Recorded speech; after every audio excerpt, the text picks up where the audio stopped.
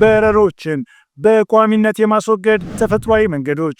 በረሮች በማንኛውም ቤት ውስጥ የማይፈለጉ የሚያበሳጩ ተባዮች ናቸው። አቸቶ ከናና ቅጠል ዘይት ጋር። ብዙ ነፍሳት እነዚህን ሁለት ሽታዎች መቋቋም አይችሉም።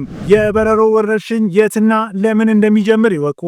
አስገራሚው ነገር ሎሚ ተፈጥሯዊ ጸረ ተባይ መሆኑ ነው።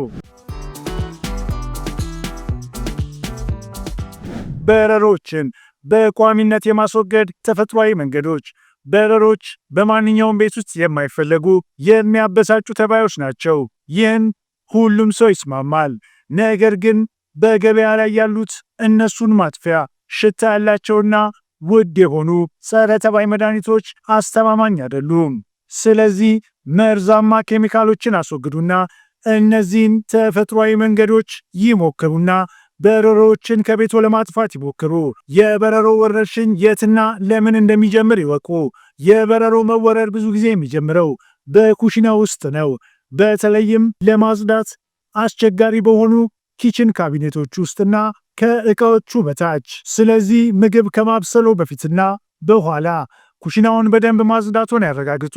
ምንም ምግብ በጠረጴዛው ላይ አይጣሉ ወይም ኩሽና ውስጥ አያፍሱ። ቆሻሻ ስጋ፣ አይብ፣ ጣፋጭ ምግቦችና ቅባት እነሱን ይስባሉ። የላውሮ ቅጠል በረሮች በመዓዛው ይወድቃሉ። በቤቶ የላውሮ ቅጠል አሎት? ካልሆነ ግን በማንኛውም ሱፐርማርኬት መደብር ውስጥ በቀላሉ ይገኛል።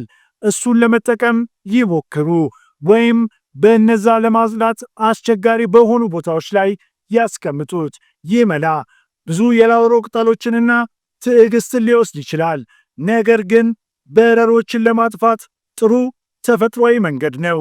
ነጭ ሽንኩርት በረሮችን የሚያባርሩ ጠንካራ ሽታ ያላቸው ብዙ ቅመሞች አሉ። ነጭ ሽንኩርት ወይም የነጭ ሽንኩርት ዱቄት ተጠቅመው በሚገኙበት ቦታዎች ውስጥና ዙሪያውን ይርጩት። ሁለቱንም አንድ ላይ ማደባለቅ ትችላላችሁ። ሎሚ ግማሹን ቆርጦ ይጭመቁ።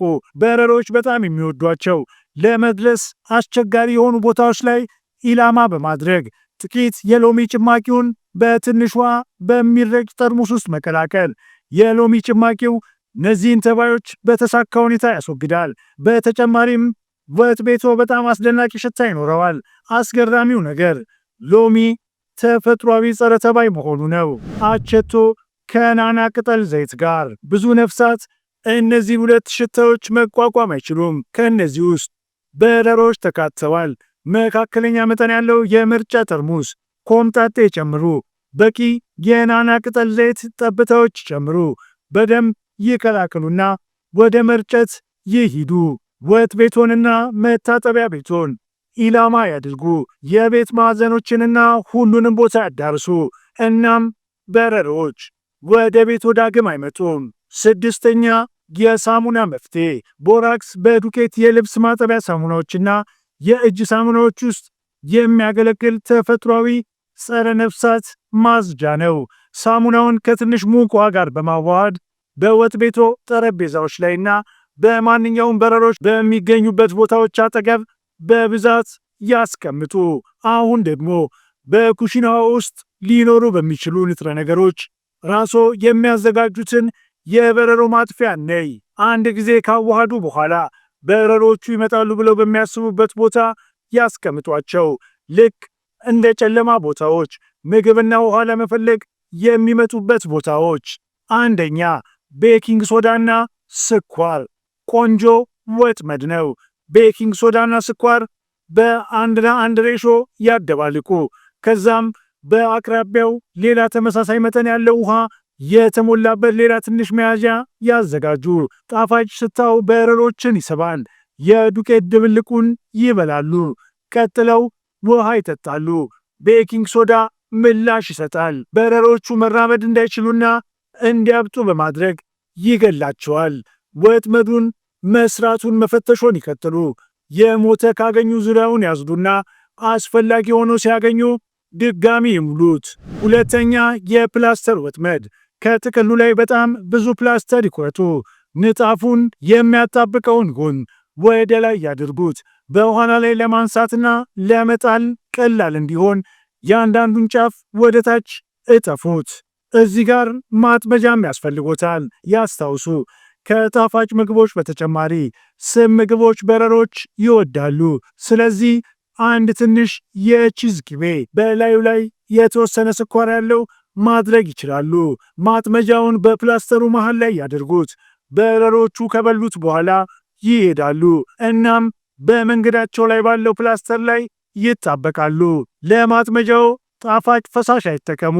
ይህ የፕላስተሩን የማጣበቅ ኃይል ያበላሻል። ሶስተኛ፣ የቡና ወጥመድ። ንጹህ የደረቀ የመስታወት ማሰሮች ያዘጋጁ።